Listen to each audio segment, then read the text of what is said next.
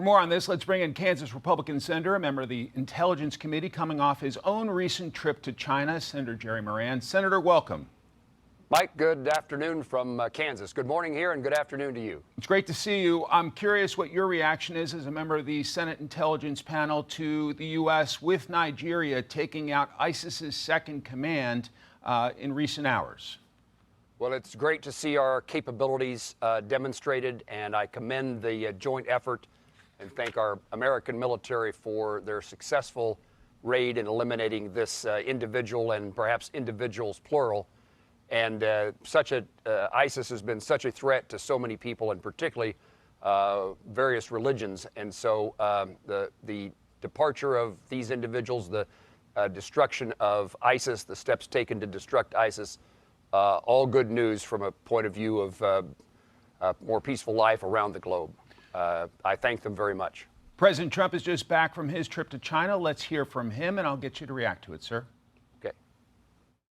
Trade has been very strong. We're getting a lot of soybeans for our farmers. We're doing a lot of, there's a lot of things happening for the farmers. He committed to 200 Boeings, big ones, 777s and 737s, and a lot of big ones, big, beautiful Boeing planes, 200, that's a lot. With a commitment that if they do a good job, and I told this to Boeing and General Electric, we're going to go to the General Electric engines, which are great. If they do a good job, we could go up to 750. What are your key takeaways from this very important trip, Senator? Well, this is a very important trip, and I'm pleased that President Trump made it.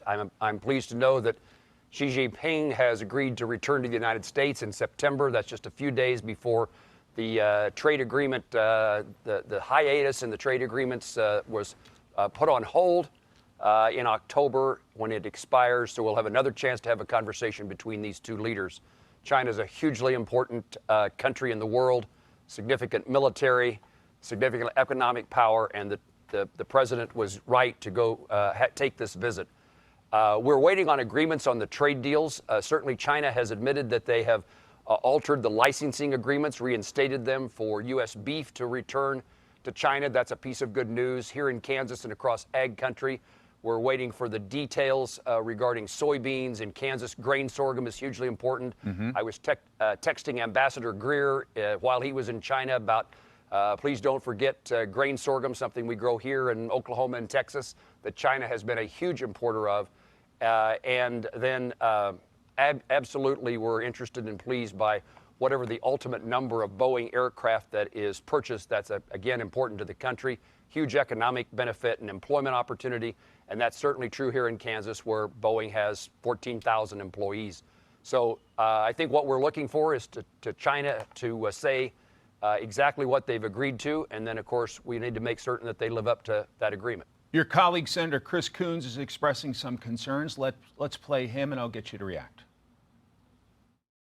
The president described Xi Jinping as a great, close, and personal friend, which is an odd way to describe someone who is actively helping the Iranians rearm and strike both American facilities and our allies' facilities. I'm concerned that he's just not hearing Xi's direct threats about Taiwan. Is the president taking the threat to Taiwan seriously enough?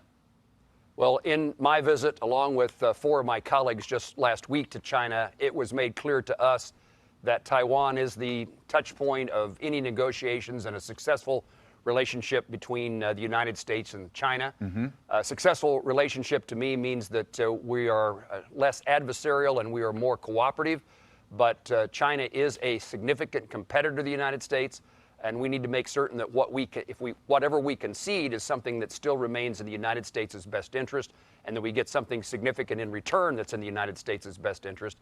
Taiwan will always be a difficult point, and I would guess that there is, I know it was discussed between the presidents.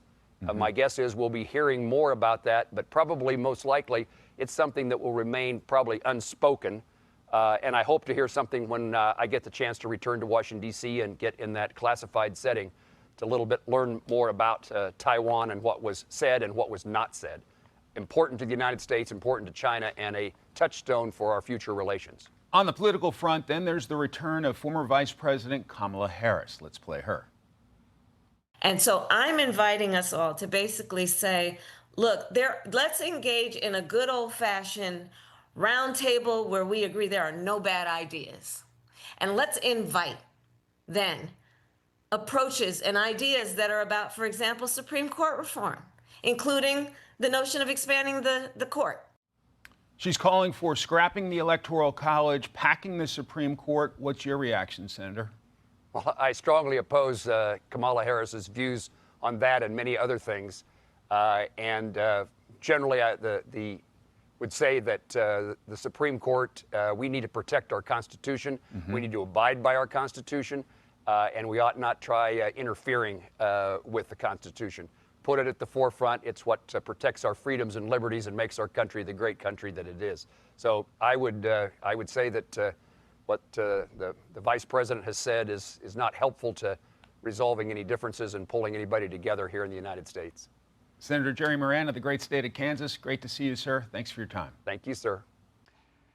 Be sure to like and subscribe for all the Fox News latest on YouTube and catch full shows streaming now on Fox One.